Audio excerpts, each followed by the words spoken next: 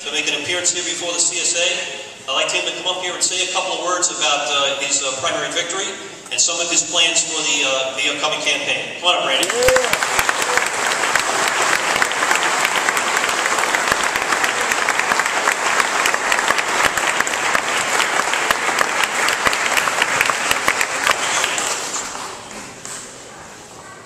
Well, thank you very much. It's an honor to be here tonight. I did want to say I didn't know that Grace was in crutches. The bad news with Obamacare. First, we're going to charge you a tax on your crutches. Then your doctor is going to not provide the service anymore because reimbursement rates are going to go so low. And then the government's going to ask you to give the crutches to somebody else. Look, I thought I would just spend a few minutes. I haven't had a chance to meet a lot of you, so I thought I'd spend a few minutes and tell you about who I am.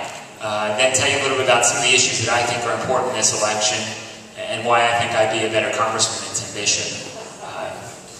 I come from a very modest background. My father left us when I was 8 years old, so my mom at that point was unemployed. I have an older brother, and she had to bring up my brother and myself on her own. We didn't have any money, but my mom went out and worked extremely hard, got a job obviously, and supported us. For her, nothing was more important than her two sons. We also depended a lot on faith as well. That was something that helped sustain us through the tough times, and something that I haven't forgotten since. My mom thought that education was very important, so pushed me very hard to go to college, and I got my MBA. I worked my way through college. I was a short order cook. I was a terrible cook, by the way, and I was also a security guard. And I'm not much of a security guard either, but it helped pay the bills. And I met my wife, Cheryl, in college.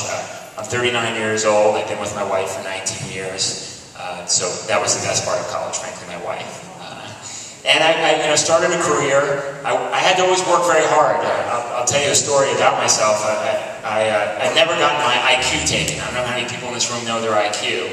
But when I was graduating from college, a large company based in Minneapolis had a program for recent graduates. So I flew out to Minneapolis to interview for this job. I was very excited. And they said to me, we're going to give you an IQ test as part of this job interview. I said, great. I'd always want to know what my IQ is. So I had the test, and the next day I came back for the results. And the psychologist, I said to the psychologist, so how did I do? And he said to me, you should be very proud of what you've accomplished. So I didn't get the job, and I did not work hard to find out what my IQ is. But it's really been about hard work for me. And for the last 10 years, I've been an entrepreneur. I've employed over 700 people here in the country.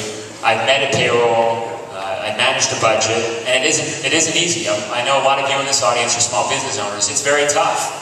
There were a lot of times where I couldn't meet the payroll, where I had to come home to my wife and say, there's bad news. There's no pay for us this week or this month because I got to pay my employees. And my wife, bless her, always understood that. And it was always difficult to deal with the excessive regulation. My political views, I've never been involved with politics before.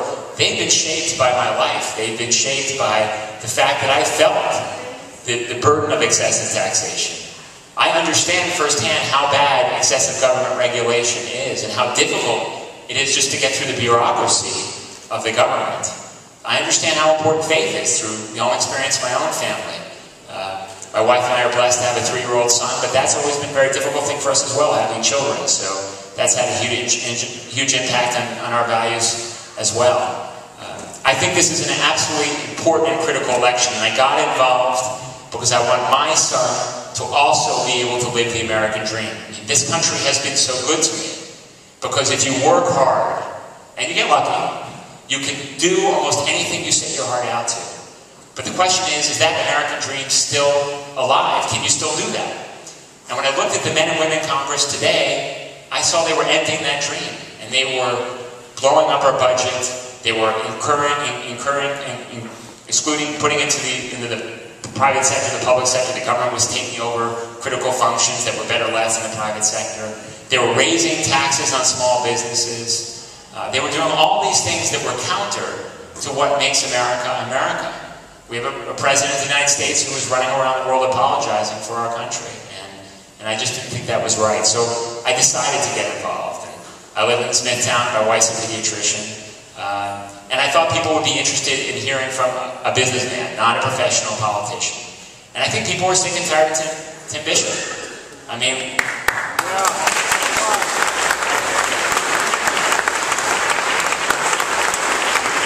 Look, the guy votes with Nancy Pelosi 97.3% of the time. And there is no way that what Nancy Pelosi wants 97% of the time can match what we need and what we ask for here in this district.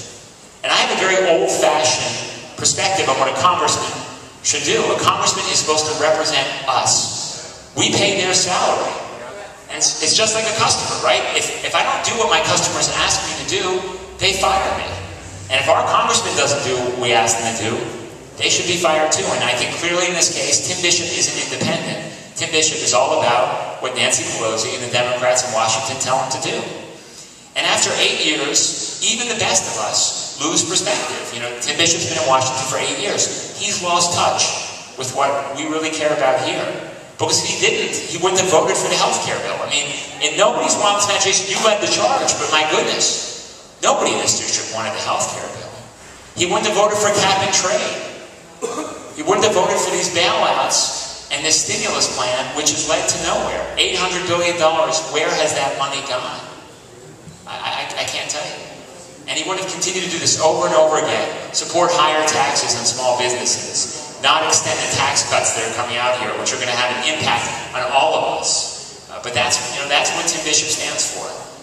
What do I want to accomplish in office? Some very basic things. Can't have two, you want to focus yourself. So first, I want to make sure we have a balanced budget. Because that's where it's got to start. In your home, it starts that way. In your business, it does. You can't afford to run a company or a business or a government with a giant deficit. And that's something that we absolutely have to change. We need to help small businesses. Small businesses are what's going to get this economy going again, not a giant government. Government jobs don't create more jobs.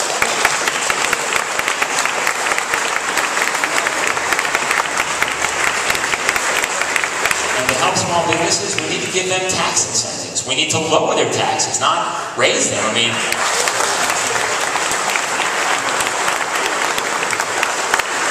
the MTA tax, that's not a federal issue, but my goodness, that hits everyone here. And it's just inconceivable that we would burden our businesses with a tax to bail out the transit authority in New York City when they were cutting the service out here. It's absolutely unbelievable. So we need to help businesses and cut taxes. And these are some very basic things. I also believe in term limits, because I think that politicians shouldn't be there their entire lives.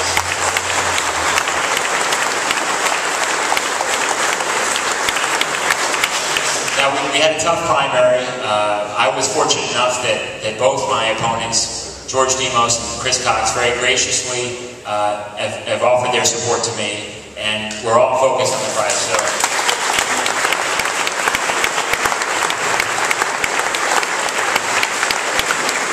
it's my job to unite all of us together, and first to defeat Tim Bishop, but second to make you proud. And a lot of people know where I live now. And my wife and son are going to be there, so if I don't make you proud, you guys aren't shy. You know where to find me, but I'm determined to be the congressman that I've told you I'm going to be. And I'm